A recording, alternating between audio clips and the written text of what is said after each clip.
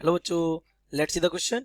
Explain if the ice on the polar caps of the earth melts. अगर ice वो अर्थ जो polar caps जो ice में है अगर मेल्ट हो जाए, how will it affect the duration of the day. So let's see the key concept of this question. The key concept of this question is law of conservation of angular momentum.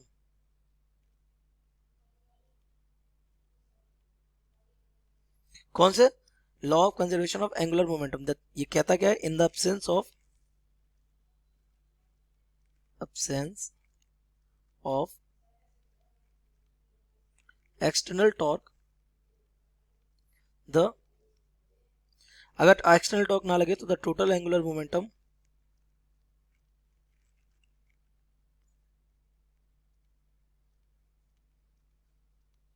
Of the system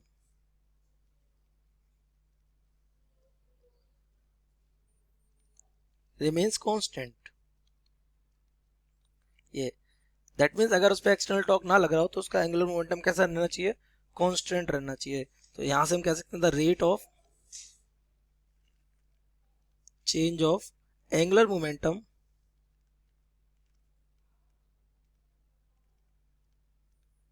ये हमारा dl over dt होता है, को पता है. ये हमारा directly proportional होता है किसके? एक्सटर्नल टॉर्क के. वहां से टॉर्क लगेगा तो मोमेंटम तो चेंज होगा ही होगा, लेकिन ये टॉर्क हमारा हमने कैसा कर दिया? अब्सेंस बोल रहा है. तो यहाँ से dl ओवर dt क्या हो जाएगा आपका? जीरो. और किसका डिफरेंशिएशन जीरो होता है? तो आपको पता है कांस्टेंट का. तो हम यहाँ से कह सकते हैं एंगुलर मोमेंटम कौन? एल. एल हमारा क्या हो जाएगा? कांस्टेंट हो जाएगा. इसे हम कहते हैं क्या? Law of conservation of angular momentum. जहां पे एल क्या है? एल हमारा होता है आई इंटू ओमेगा. यहाँ ये आई क्या है? आई हमारा मोमेंट ऑफ इनर्शिया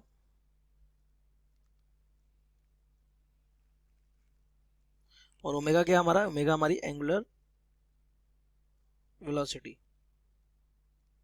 किसकी? उस बॉडी की. तो यहां से हमारा आई ओमेगा क्या हो जाएगा? I into omega will be constant. तो यहां से एक रिजल्ट आ जाए कांस्टेंट है, प्रोपोर्शनलिटी में चला जाएगा. Omega will inversely proportional to the moment of inertia. अब यहाँ से आपको इन दोनों के बारे में थोड़ा थोड़ा पता रहना चाहिए कि मोमेंट ऑफ इनर्शिया क्या होता है. मोमेंट ऑफ इनर्शिया हमारा होता है एम आर स्क्वायर. हमारे स्फीयर केस में हो जाएगा 2.5 एम आर स्क्वायर, है ना, फॉर अर्थ. अर्थ स्फेरिकल है इसलिए, है ना, हाफ एम आर स्क्वायर. लेकिन इसमें ये किस पे डिपेंड कर रहा है? Depends on distribution of mass. और वहीं पे अगर मैं ओमेगा की बात करूं तो ओमेगा हमारा होता है 2 pi by capital T angular velocity. जहां से हमारा T, this implies that T equals to क्या हो जाएगा? 2 पाई बाई ओमेगा. तो इसको आप दिमाग में रखेंगे कि हमारा टाइम पीरियड एंगुलर वेलोसिटी पे क्या करता है? डिपेंड करता है, वो भी इनवर्सली. तो ये रही हमारी अर्थ. अब यहाँ पे क्या है? आइस. अगर वो मेल्ट होती है, आपको पता है वो किधर जाएगी? इधर जाएगी और इधर जाएगी. तो after melting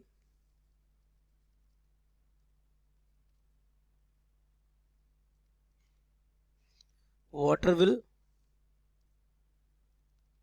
move away from axis of rotation. Axis of rotation से कहाँ जाएगा? अवे जाएगा. एक्सिस रोटेशन से वाटर जैसे ही अवे जाएगा, आपको पता है इसकी एक्सिस रोटेशन सेपरेशन क्या हो जाएगी? बढ़ जाएगी. और इसका मोमेंट ऑफ इनर्शिया भी क्या हो जाएगा? इंक्रीज. देखिए आर बढ़ेगा तो आई बढ़ जाएगा. एक्सिस रोटेशन एंड इंक्रीजेस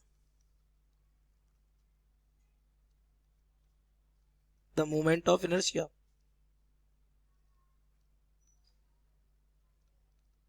अब मोमेंट ऑफ इनर्शिया तो बढ़ गया इसका, है ना. तो भाई कंजर्वेशन ऑफ मोमेंटम कौन सा वाला? एंगुलर वाला.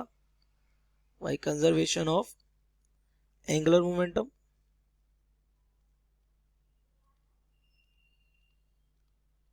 अगर कंजर्वेशन एंगुलर मोमेंटम देखो, अगर मोमेंट ऑफ इनर्शिया इंक्रीज हो गया, एंगुलर वेलोसिटी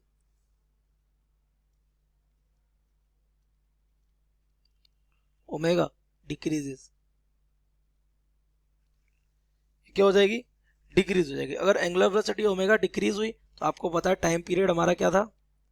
टाइम पीरियड ये इनवर्सली प्रोपोर्शनल था किसके, ओमेगा के। अगर डिक्रीज हुआ ओमेगा तो टाइम पीरियड विल बी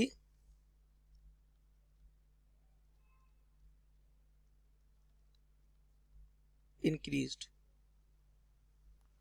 तो अर्थ का रोटेशन का टाइम पीरियड क्या हो जाएगा, increase, time period of rotation. और यही आपसे पूछा था क्या, कि ड्यूरेशन पर क्या फर्क पड़ेगा।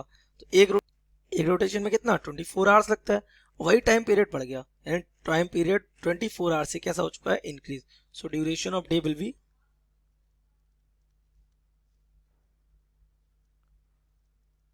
B increased, that is more than 24 hours, यानी 24 आवर्स से भी बड़ा दिन होगा। I hope you have understood it well. Best of luck.